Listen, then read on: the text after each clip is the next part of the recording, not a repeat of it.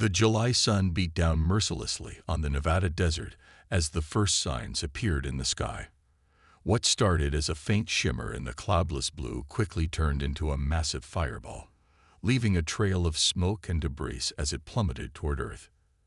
At the nearby military base, radar operators watched in disbelief as their screens showed an object larger than any aircraft known to humanity. The mysterious vessel was clearly out of control, its descent path erratic and unstable. Within minutes, fighter jets scrambled to intercept, but they could only watch as the enormous ship crashed into the desert floor with earth-shattering force. The impact sent tremors through the ground that registered on seismic monitors hundreds of miles away. A massive dust cloud arose into the sky, visible from orbit. As military vehicles raced toward the crash site, they encountered something no human had ever seen before. A spaceship nearly half a mile long, its silver hull gleaming despite the damage. Before the military could establish a proper perimeter, the ship's massive entry hatches opened. Strange beings emerged, tall, slender creatures with metallic skin that reflected the desert sun. They moved with obvious frustration, examining the external damage to their vessel, while speaking in harmonic tones that no human instrument could properly record. The base commander, General Mike Brown, approached under a white flag. The aliens, calling themselves the visitors, used a translation device to communicate. Their message was simple: their ship was beyond repair, and they needed help contacting their homeworld for rescue. "This vessel is worthless now," their leader stated through the translator. "The main drive is fractured. The power cord is destabilized. By our standards, it cannot be salvaged." The military established a quarantine zone while diplomats rushed to the scene. Over the next 3 days, the visitors removed what they considered valuable, small devices, and data cores, while leaving behind what they deemed irreparable scrap. Tom Miller watched from the hastily constructed observation post as the aliens departed in small rescue ships that appeared seemingly out of nowhere. As the lead engineer assigned to study the wreck, he couldn't believe what he was seeing. Even his initial scans showed that the ship was a technological marvel. "They're really just leaving it here?" he asked General Brown, who stood beside him watching the rescue ships vanish into the sky. "They said it's beyond repair," Brown replied, but there was a gleam in his eye. "Which means it's now Earth property. The President's given us full authority to study it." Miller's team moved in as soon as the visitors departed. The ship's hull was cracked but largely intact. Its internal systems, while damaged, were still accessible. Most importantly, the main computer was functional, filled with technical data that would take years to decode. "Look at this," Miller said to his assistant, Bill Cooper, as they examined the engine room. "They said the drive was fractured, but I don't see any critical damage. It's just different from what they're used to." Cooper nodded, running his hand along a twisted piece of metal. "They built everything to such exact specifications. When it bent, they probably thought it was ruined, but with some basic engineering, we could fix it," Miller finished. "Not just fix it. We could make it better." That evening, as the sun set over the desert, Miller's team began their work. They set up floodlights around the massive ship, transforming the crash site into a hub of activity. Scientists and engineers from around the world were already flying in, drawn by the opportunity of a lifetime. The visitors had left their broken ship, assuming humans could never understand it, let alone repair it. They didn't realize that human engineering had evolved through centuries of fixing things that seemed broken beyond repair. Where the aliens saw only failure, humanity saw potential. And so began Project Phoenix, humanity's greatest engineering challenge. The aliens' trash would become Earth's treasure, though none of them yet realized just how valuable this discarded ship would become. 5 years passed like a whirlwind of discovery. The desert facility around the alien ship grew into a sprawling research complex, where the brightest minds on Earth worked tirelessly to unlock its secrets. What started as Project Phoenix had become humanity's gateway to the stars. Tom Miller stood in what they now called the brain room, the ship's central computer core. Holographic displays filled the air around him, showing diagrams and data streams that would have seemed like magic 5 years ago. Now, they were beginning to make sense. The breakthrough came when we stopped thinking like them. He explained to the newest group of engineers joining the project. The visitors built everything to be perfect, but they never planned for imperfection. When something broke, they replaced it. They never learned to adapt. On the main screen, Dr. Jane Wilson was demonstrating their latest discovery. She had become the project's lead physicist, and her understanding of the alien technology had revolutionized human science. "Look at their gravity manipulation system," she said, pointing to a complex diagram. They designed it to work at exactly 100% efficiency. When it dropped to 98% after the crash, they considered it failed. But we found it works perfectly fine at even 80%. The team had made similar discoveries throughout the ship, where the visitors saw only binary outcomes, working or broken. Humans found endless possibilities for adaptation. They discovered that bent panels could be straightened, cracked crystals could be repaired, and damaged circuits could be rewired. In the engine room, Bill Cooper led another team in studying the space-bending drive. The visitors used exotic materials for everything, he explained, holding up what looked like a simple metal rod. But we found that Earth metals, treated correctly, can do the same job, sometimes better.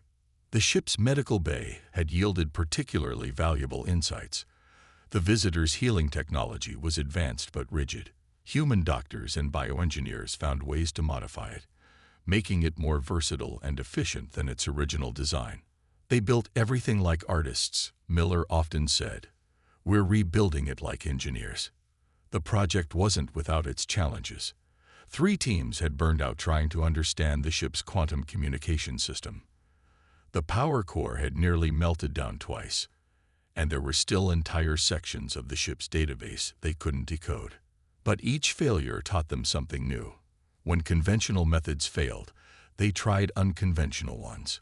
When high-tech solutions didn't work, they tried low-tech alternatives. Sometimes, a simple wrench proved more effective than advanced alien tools. One day, Wilson made a discovery that changed everything. She had been studying the ship's material science database when she noticed something strange. The visitors, she announced in an emergency meeting, they didn't invent most of this technology. They inherited it. They've been using the same designs for thousands of years, never changing, never improving. They don't even understand how half of it works. This revelation transformed their approach. Instead of trying to copy the visitors' technology exactly, they began to understand its underlying principles. Once they grasped the basics, they could improve upon them. Miller walked through the ship's corridors, remembering how alien everything had seemed 5 years ago. Now, human innovations were visible everywhere. Earth-made components worked alongside alien technology. New control systems incorporated human intuition and flexibility. "We're not just fixing their ship," he told his team during their daily briefing. "We're making it better than it ever was. We're doing what they never thought to do. We're making it evolve." As the 5th year of Project Phoenix drew to a close, the ship was nearly ready for its first test flight. What the visitors had abandoned as irreparable wreckage had become something new, a hybrid of alien perfection and human ingenuity. None of them knew it yet, but their greatest challenge still lay ahead. The visitors would return, and they would discover just how wrong they had been about humanity's potential. The massive hangar doors rumbled open, revealing the transformed alien vessel. What had once been a broken wreck now gleamed under the desert sun, its hull a perfect blend of alien alloys and Earth-made materials. The name Phoenix had been proudly emblazoned on its side, written in both English and the visitors' angular script. Tom Miller and Jane Wilson stood at the ship's main entrance, watching as their teams made final preparations for the first full power test. After 5 years of understanding the technology, they had spent the last 8 months rebuilding the ship from the inside out. "Remember when we couldn't even open this door?" Wilson asked, touching the seamless entry hatch. Now it responded to their touch, sliding open with a soft hum that was distinctly different from its original harsh mechanical sound. Inside, the changes were even more dramatic.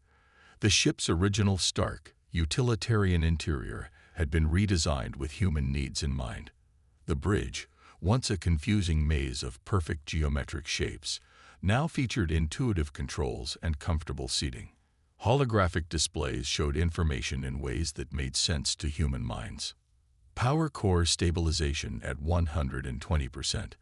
Bill Cooper's voice came through the intercom. Better than original specs, just like we hoped. That was their greatest achievement. They hadn't just rebuilt the ship, they had improved it. The power core now operated more efficiently than its original design. The gravity systems could adapt to different configurations instead of running at a fixed setting. Even the hull was stronger, incorporating new alloys developed by studying the alien materials. Begin primary engine warm-up sequence, Miller ordered. Teams of engineers monitored dozens of stations as the ship slowly came to life. Light pulsed through circuitry that was half alien crystal, half human superconductor. The first test ended in failure. The second test cracked 3 windows. But by the 5th test, they had it working better than new. The space-bending drive, once thought irreparable by the visitors, now hummed with power that exceeded its original capabilities. They built it to be perfect. Wilson explained to a group of government officials watching the tests. We built it to be adaptable. Their version couldn't handle any deviation from the norm. Ours can adjust and compensate. The medical bay had become a marvel of hybrid technology. Human doctors had modified the alien healing devices, making them more versatile and effective. The ship's computer core now ran on a combination of alien quantum processors and Earth-based AI, creating a system more powerful than either technology alone. Even the ship's weapons had been upgraded. Not that anyone talked about that officially, but the defensive systems had been significantly enhanced. The original design could only target specific threat profiles. The new system could adapt to unknown dangers. Final system check, Miller announced one morning, 6 months after their first successful test. Today we find out if this ship can really fly. The assembled team held their breath as the Phoenix lifted off for the first time. Anti-gravity fields, enhanced by human engineering, lifted the massive vessel as smoothly as a leaf on the wind. The space-bending drive, once fractured and declared unsalvageable, powered up flawlessly. Taking her to low orbit, the pilot announced. The ship responded perfectly to every command, its hybrid systems working in perfect harmony. As they broke through the atmosphere, the view screen showed Earth falling away below them. They said it couldn't be fixed, Wilson whispered, watching their planet grow smaller. They said we wouldn't understand it. Miller nodded, feeling the surge of pride. They didn't understand us. Human engineering isn't about building perfect things. It's about making things work, no matter what. The Phoenix completed 3 orbits before landing, each system performing beyond expectations. As the ship settled back onto its landing pad, the entire facility erupted in cheers. They had done more than repair an alien vessel.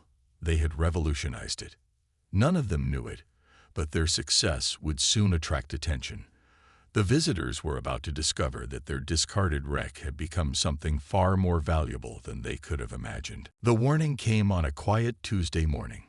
Deep space sensors, modified with technology learned from the Phoenix project, detected multiple ships entering the solar system. Their energy signatures matched those of the visitors who had abandoned their ship 7 years ago. They're earlier than we expected, Tom Miller said, studying the approach vectors on the main screen. The Phoenix sat ready on its launch pad, gleaming in the morning sun, no longer a wreck, but a testament to human engineering. The alien ships emerged from their spacefold drive just beyond lunar orbit. Unlike their previous arrival, this was no crash landing. 3 sleek vessels, each larger than the Phoenix, took up position in high Earth orbit. Their communication signal came through clear and precise. We have returned to evaluate the status of our abandoned vessel. The familiar harmonic tones translated through the improved communication systems. We bring suitable transport to remove the wreckage. General Brown, now the head of Earth's Space Defense Command, stood in the control center with Miller and Wilson. "Should we tell them?" he asked, a slight smile playing at the corners of his mouth. "Let's show them instead," Wilson replied. She pressed a sequence on her console, and the Phoenix's systems hummed to life. The visitor's next transmission carried traces of confusion. "We detect power signatures from a crash site. This is unexpected. Please explain." "Perhaps a demonstration would be more effective than an explanation," Miller responded. He nodded to Kate Roberts, their chief test pilot. "Take her up, nice and slow. Let them get a good look." The Phoenix rose majestically from its pad, its enhanced anti-gravity fields creating barely a ripple in the air. As it climbed through the atmosphere, sensors recorded the spike in energy readings from the visitor ships. They were scanning intensively. "Impossible," came the visitor's transmission. "Our scans must be malfunctioning." The vessel was irreparable. The Phoenix settled into orbit near the alien ships, its systems running at peak efficiency.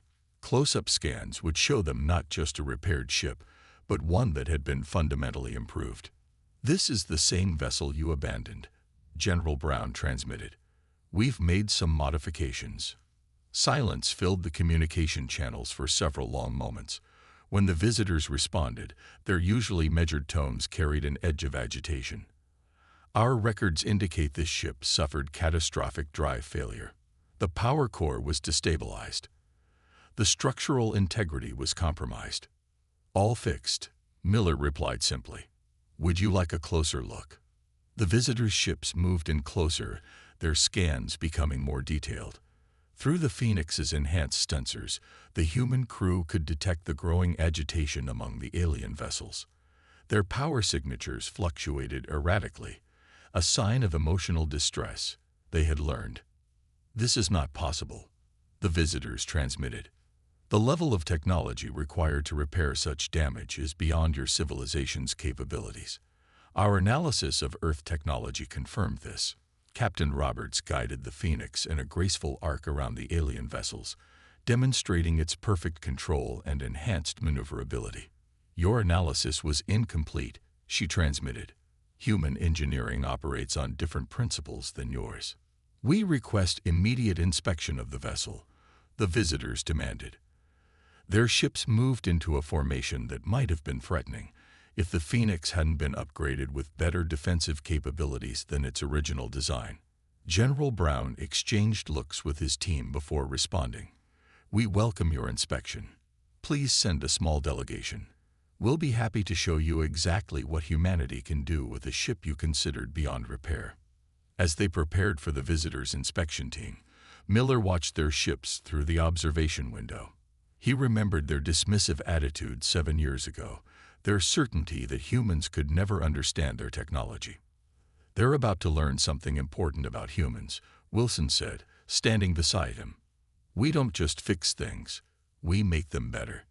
The visitors were about to discover just how much better, and it would change their understanding of humanity forever. The visitors' inspection team arrived in their shuttle, its perfect geometric design contrasting sharply with the Phoenix's hybrid aesthetics.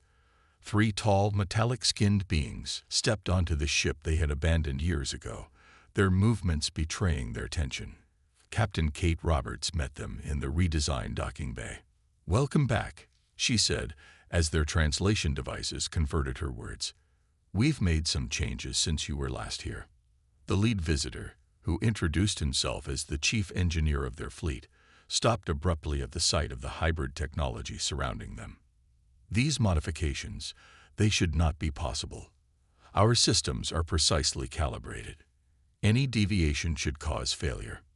"Let me show you why you're wrong," Roberts said, leading them toward the engine room. Along the way, every corridor and system they passed showed the marriage of human innovation with alien technology. Bill Cooper waited for them in the engine room, standing proudly next to the improved power core. Its pulsing energy field glowed brighter than the original design ever had. "Your original core operated at what you considered optimal efficiency," he explained. "We found ways to push it 20% beyond that."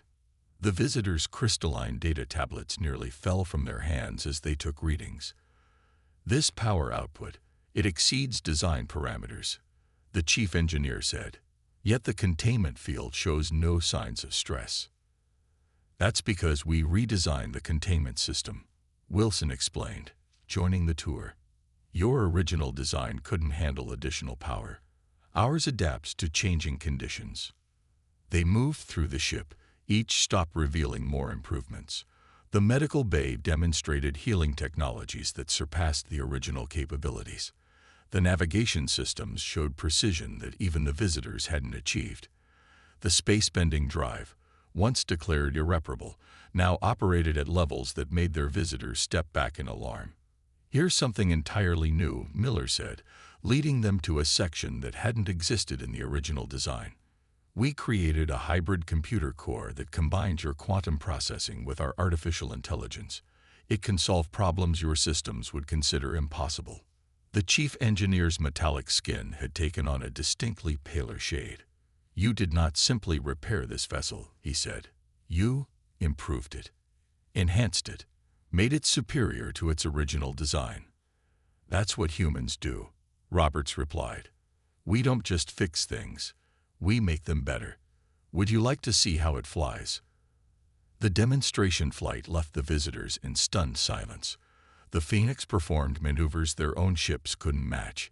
Its enhanced systems responded instantly to commands that would have taken their computers minutes to process. "The structural integrity field," one of the visitors noted, checking readings again and again. "It's operating at 140% of theoretical maximum." "Theoretical for you," Wilson corrected. "We found your theories had room for improvement." The tour ended in the bridge, where General Brown waited for them.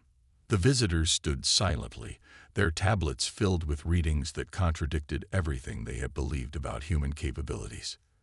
"This ship," the chief engineer finally said, "is no longer the vessel we abandoned. It has become something more, something we did not think possible." "That's because you made a fundamental mistake," Miller explained. "You thought technology only works one way, your way. But human engineering is about finding new ways, better ways. We didn't just fix your ship. We reimagined it." As the visitors prepared to return to their vessels, they took one last look at the Phoenix. Their perfect, unchanging technology had been transformed by human innovation into something that challenged their entire understanding of engineering. "We will need to report this to our council," the chief engineer said. "They will want to know how you accomplished this." Roberts smiled as she watched them leave. She knew this was just the beginning. The visitors had thought they were leaving worthless wreckage on a primitive world. Instead, they had given humanity the keys to the stars. And humanity had turned those keys into something far more valuable than anyone had imagined. The main conference room at Project Phoenix headquarters had never seen a meeting quite like this. On one side sat the Earth delegation, General Brown, Tom Miller, Jane Wilson, and representatives from major world governments. On the other side, a larger group of visitors, including their council representatives, shifted uncomfortably in their specially designed chairs. "Let us be direct," the council leader began, their translator converting the harmonic tones into crisp English. "We wish to reclaim our property. We are prepared to offer significant compensation." General Brown leaned forward, his expression carefully neutral. "The Phoenix isn't property that can be reclaimed. Under international salvage laws, which we've extended to space, abandoned vessels become the property of those who recover and repair them." "We did not truly abandon it," another council member argued. "We merely left it temporarily, believing it beyond repair." "You declared it worthless," Miller countered, bringing up holographic recordings from the original crash. "Your exact words were irreparable scrap. We have multiple recordings of your team stating you were abandoning the vessel." The visitors' leader made a gesture that their cultural experts had learned indicated frustration. "We are prepared to offer advanced technology in exchange. Technologies far beyond the vessel's capabilities." "Show us," Wilson said simply. The visitors displayed their offers: weapons technology, faster than light drives, advanced medical systems. But as each item was presented, the human team pointed out how they had already developed similar or better systems by studying and improving the Phoenix. "You don't understand," Miller explained. "We didn't just repair your ship. We learned from it. Everything you're offering, we've either matched or surpassed through our own innovations." The council members conferred among themselves, their harmonic tones rising in what seemed to be agitation. When they turned back, their leader had a new proposal. "We offer membership in our Galactic Alliance. Full membership, immediate inclusion. This is unprecedented for a species at your development level." The human delegation exchanged glances. It was a tempting offer, but they had prepared for this. "We're interested in joining your alliance," General Brown replied, "but not at the cost of the Phoenix. She's more than just a ship now. She's proof of what humanity can achieve." "Perhaps," a different council member suggested, "we could arrange shared custody, joint operation of the vessel." Captain Roberts, who had been quietly observing, spoke up. "The Phoenix requires specific operational protocols that we developed. Your crews wouldn't know how to handle the improvements we've made." The negotiations continued for hours. The visitors' offers grew increasingly desperate. They offered entire fleets of their ships in exchange for the Phoenix. They proposed exclusive trade agreements. They even suggested sharing their entire technological database. Finally, Wilson raised her hand for attention. "You still don't understand what's really happening here. The Phoenix isn't valuable because it's a powerful ship. It's valuable because it represents something you thought impossible: the ability to take your technology and make it better." "What exactly are you suggesting?" the council leader asked. "Instead of trying to buy the Phoenix," Miller said, "why not learn from us? We could teach your engineers our methods, show them how to improve their own ships the way we improved this one." The conference room fell silent. The visitors stared at the humans with their metallic faces unreadable. Finally, their leader spoke. "You would share your methods, your improvements, for the right price," General Brown confirmed, "and with the understanding that the Phoenix remains Earth property." The visitors conferred again, this time for nearly an hour. When they returned, their demeanor had changed. "We find these terms acceptable," their leader said, "though it challenges everything we believed about technological development." As the meeting concluded and formal agreements were drafted, Miller watched the visitors studying the Phoenix through the conference room windows. Their rigid beliefs about technology and progress had been shattered, replaced by something new: respect for human innovation. The ship they had abandoned as worthless had become the key to a very different kind of first contact than anyone had expected. 10 years after the Phoenix's reconstruction, Earth had transformed. The desert facility where it all began had grown into a sprawling technological center, where engineers from a dozen alien species came to study alongside humans. The Phoenix itself had become a symbol, proudly displayed at the center of the Earth Space Academy. Its hybrid systems, once considered impossible, now served as a teaching model for a new generation of engineers from across the galaxy. "Watch this," Tom Miller told a class of mixed human and alien students, now serving as the Academy's chief instructor. On the main display, footage showed the latest Earth-built starship incorporating both human innovation and alien technology. 10 years ago, the visitors thought we couldn't fix their ship. Now we're building better ones. Earth's reputation had spread far beyond the visitors' civilization. The term human engineering had become famous throughout known space. Where other species sought perfection, humans sought possibility. Where aliens saw broken systems, humans saw opportunities for improvement.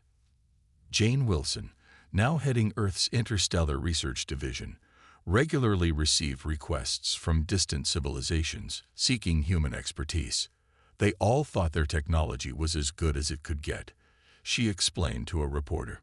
"We showed them that there's always room for improvement." The Phoenix's influence extended beyond technology. Earth's approach to problem-solving had sparked a cultural revolution among several alien species. The rigid thinking that had held back their development for centuries began to crack. Humans taught us to question our assumptions, a visitor engineer admitted during a joint project. For 10,000 years, we never thought to ask why we built things the way we did. Now we ask why not build them better. Earth's shipyards had become the busiest in this sector of space. Alien vessels lined up for modifications and improvements. Each ship that left sparked new innovations, as humans found ways to enhance technologies that their original creators thought perfect. Captain Kate Roberts, now Admiral Roberts of Earth's growing space fleet, stood on the bridge of humanity's newest vessel, a ship twice the size of the Phoenix and incorporating a decade of advances. "We didn't just learn their technology," she told her crew during their maiden voyage. "We learned how to make it our own, how to make it better." The visitors, once so certain of their superiority, had become some of Earth's strongest allies. Their own ships now incorporated human innovations, their engineers eagerly collaborating with Earth's teams. Bill Cooper, leading a joint human-alien research team, had recently broken another impossible barrier. They had pushed the space-bending drive to speeds that the original designers had never imagined possible. "The funny thing is," he said during the project's presentation, "all these improvements were always possible. They just needed someone to think differently about the problems." Earth's influence continued to grow. Human engineers were sought after throughout known space. Earth's academies accepted students from hundreds of worlds, all eager to learn the human approach to technology and problem-solving. The Phoenix itself had been retired from active service, but it still flew for special occasions. Each flight demonstrated how far humanity had come and reminded everyone of the ship that started it all. "They left us their broken ship," Miller told each new class of students, "thinking we could never understand it. Instead, we understood it better than they did. We saw not what it was, but what it could become." As Earth celebrated the 10th anniversary of the Phoenix's first flight, ships from across the galaxy gathered in orbit. Each one bore modifications and improvements that could be traced back to that first hybrid vessel, the ship that proved humanity's potential. In the end, what the visitors had abandoned as worthless had become priceless, not just for its technology, but for what it represented: humanity's unique gift for taking the broken and making it better than new. The Phoenix had lived up to its name, rising from the ashes of alien disdain to spark a revolution in technological development. And humanity, once dismissed as primitive, had risen with it, proving that sometimes the best way to fix something isn't to make it perfect, but to make it better than anyone thought possible. This was humanity's gift to the galaxy: the ability to see possibility where others saw only failure, and the determination to turn those possibilities into reality.